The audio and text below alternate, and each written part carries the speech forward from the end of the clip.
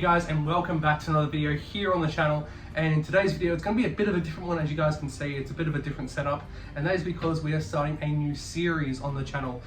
This is not our Battle Games in Middle-earth series that we're going to be doing soon, but that is coming, so don't you worry about that. But it's something that I've wanted to do for a very, very long time, actually quite a few years now. And I got this guy all the way back in February of last year, and now it's time that I want to start this project. So this is called Project Smaug because here he is. We have Smaug. Like I said, got him February last year, and there's a bit of a story to this because I did have a Smaug. I was actually one of the first ones to actually get Smaug when he came out, like, you know, back in the end of 2014, start of 2015. I was one of like the first 200 or 500 to actually get him. And let's just say he's not in the best state right now.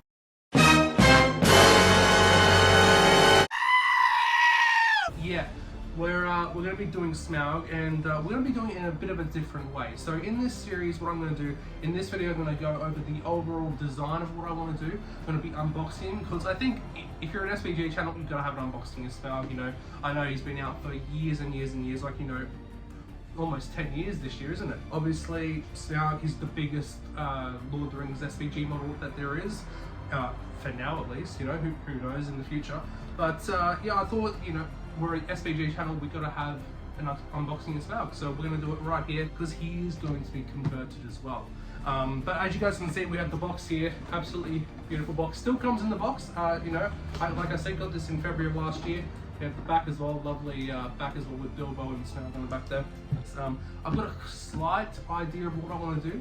I already have an idea of how I want to paint him. I did paint the old one with brushes and stuff. I'm not going to use airbrushes because I don't have one. I don't really have the skills for it, and I don't really want to learn the skills at the moment because I'm obviously quite busy as it is. But you know, let's open up and see where we go. So we have the box here, absolutely beautiful box, as you guys can see here, and we open up the lid. Now I have seen what's in this box so far. So usually when I first got it, I don't know if it was just because it was the first couple, but there was like a black box, not like a black cardboard thing that covered the content inside that had the had the quote from the movie. I did not come to steal from you, oh Smaug, the unaccessibly wealthy.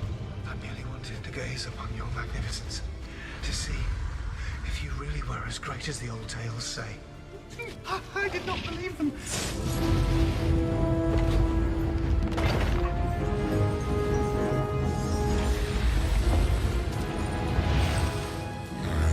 Do you now? But as you guys can see here, we do have the all the parts here. They're all wrapped in bubble wrap, which is really nice. I know some Forge World stuff you just get in bags, but it's still nice to see that this is all wrapped in bubble wrap.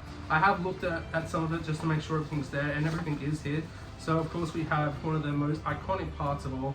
We have the wing. Now obviously you guys can see, like, my hand, it is quite massive. You know, you guys have seen Smaug like you know, for quite a while now, so you guys know what the deal is. But obviously have a lot of the gates are quite big on here.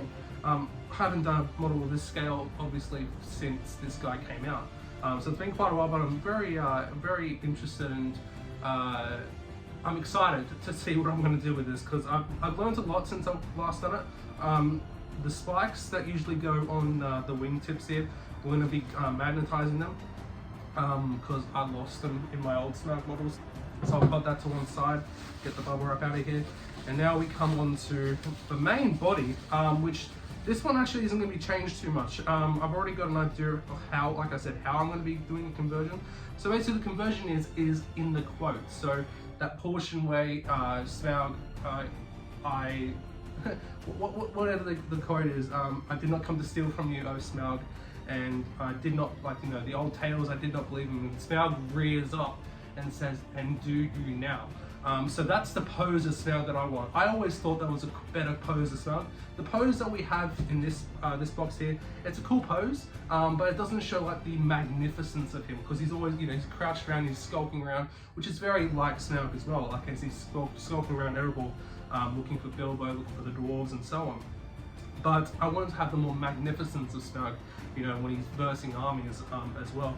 So there's actually a picture, which I might flash up now, of an artwork piece that was supposed to be in the Battle of Five Armies film, when Gandalf looks into the Palantir. I think it might be Desolation of Smaug, the dead Palantir in Dol Guldur.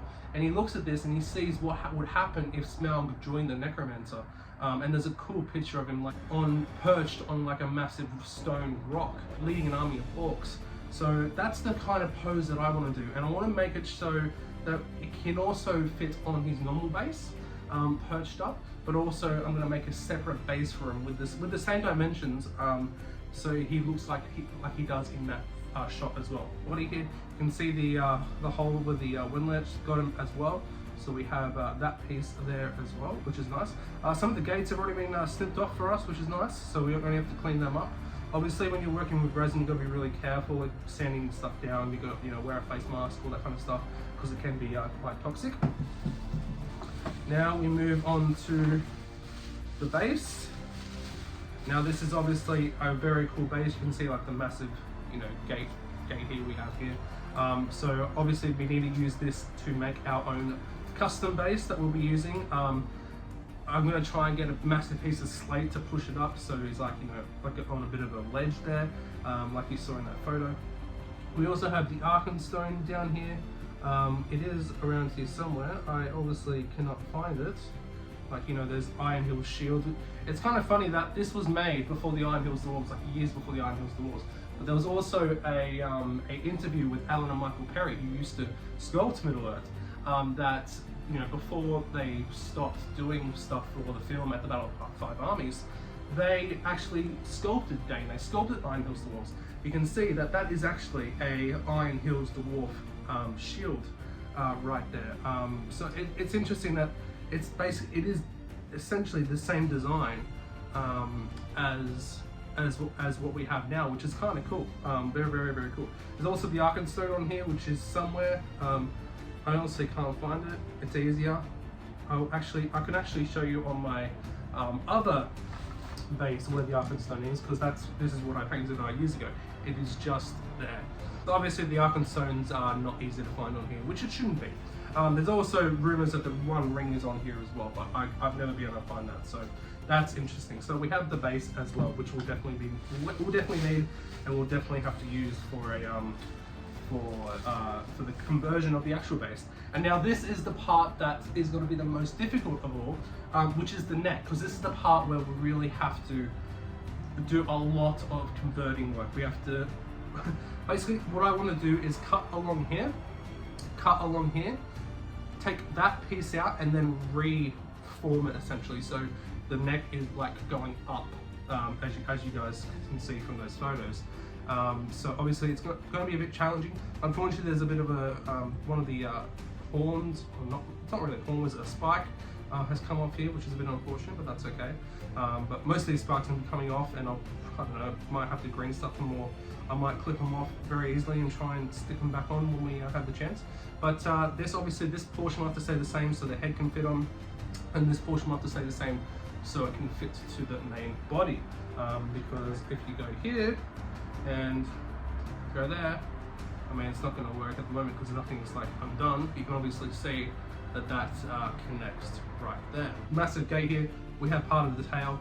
Obviously with resin, obviously there's a lot of release agent to try and get it out of the mold, which I can definitely feel on my hands. You can see the shiny bit here, that's definitely release agent on there. So we have to give everything a nice soak in water before we do anything, because it means the paint won't stick when we put it together and try and paint it. We also have the other piece of tail. His tail is very long, obviously. Lovely detail in here, of course. There's a few spikes not missing on here. That's his. They come separately. And we have the other piece of the wing. Obviously, dragons need two wings, surprisingly. The other piece of the wing, obviously, same.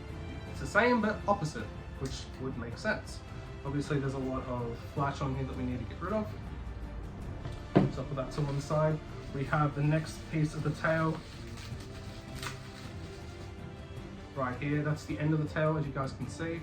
Nice and spiky there, which is awesome.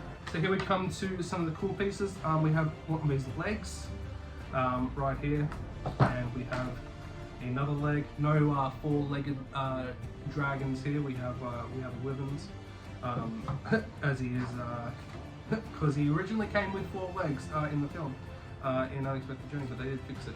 We have parts of the base here, the Erebor statues, which is cool because I am building Erebor at the moment, so it's nice to get a little bit of reference here for building Erebor, which is very, very cool. Very cool piece. This is the tongue and the mouth. This is the lower jaw of Smaug, which is very, very cool. The next piece of Smaug, so obviously that goes like that. I might actually even try and do some conversions here, so because his mouth is usually a little bit open, but I might keep it closed, but we'll have to wait and see what you guys want to see. And then we have obviously the eye. We have Smaug's actual head, which is very, very cool. And this piece is actually broken off, so it's not as if I know some people have actually green stuffed it back on because they thought it was broken off, but no, that is actually supposed to be broken off. So now we have the head. Here come the spiky bits. Obviously you can see that there's the spikes to go along the neck there. So we'll have to keep these off because we're going to be converting the neck, and we'll just have to bend them into shape as and when we need. One of his feet, again, very, very cool, nice piece of resin here. Very, very detailed, very, very cool. So we have another piece of the foot there. We also have his claws to go over the, as he's crawling over the statues inside Erebor. I'm also going to have to reposition some of the feet, some of the wings, as for different placement. So we'll have to wait and see how we go. Spikes and claws to go all over the tail and the other pieces there. And then finally we have the pieces that go on the ends of the wings. Like I said, that I'm going to magnetize these guys, because it'll be a lot easier at that point. And then finally, but definitely not least, we have Bilbo. You probably can't see him there, but there he is. There is Bilbo, Master Burglar, going up against the columns so he doesn't get caught by Smaug. I'm going to put him on the base. Yeah, so that is that's everything, guys. That is everything that we need to build. That is all the pieces that we need to build a dragon. Now, obviously, as I said, we're going to be converting this guy up, so it's going to be a little bit different than what you guys see here. There'll be a lot of green stuff. There'll be probably some pins. There'll be magnets. There'll be to rebuild the neck. Obviously, it's going to be a really interesting way. Extra rollers for scaly skin that we'll be using, and that will be happening in the next video. Once this all gets washed, we'll start to build it up, what we need, and then we'll start working the conversion as well. And obviously, we need to build a custom base for him as well, because we'll be changing a lot of things for this guy. So there we go. That is, I'm excited to show you guys what my plans are. What do you guys think in the comment section below? Tell me what you guys think, and if you guys got any advice, let me know as well. Let's go on this pretty cool journey together. But there we go, guys. Thank you so very much for watching. If you guys enjoyed, make sure to comment down below. Love your comments, guys, so make sure to keep them coming in, and you know, it's awesome. Subscribe if you guys are new, like the video, and I'll see you guys in the next one. And as always, happy gaming.